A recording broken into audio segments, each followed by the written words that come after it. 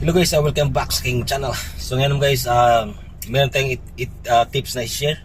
So based ito sa guys, diagnosis natin.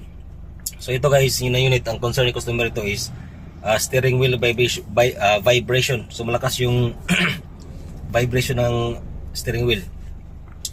60 kph pataas yung takbo niya guys, is malakas yung vibration once nag-apak ka sa brake pedal. So ito yung tandaan nyo guys, pag nakapak kayo sa brake pedal, nag-vibrate yung steering wheel nya 60 kph pataas. Ang kailangan gawin dyan is reface yung rotor disc. Pero kung experience kayo na nag-vibrate yung steering wheel na hindi kayo nakapak ng brake pedal 60 kph pataas, possible yan is wheel balancing. Pero ito nakapak tayo sa brake pedal, nag-vibrate siya malakas. So kailangan sa airface. So i-reduce natin para makita ninyo. Brake. Brake. Yan. Ibit kita.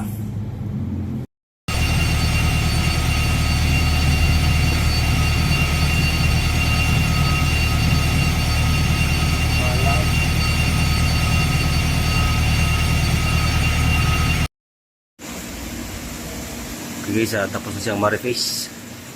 Tingnan natin ngayon kung nawala na ba yung vibration. Okay. Ready? Okay, go. Okay, brake. Okay, wala na. So, problem solved now. Wala nang steering wheel vibration. So, yun lang. So, ganoon na natin dinadiagnose at pinipix yung steering wheel vibration. Thanks.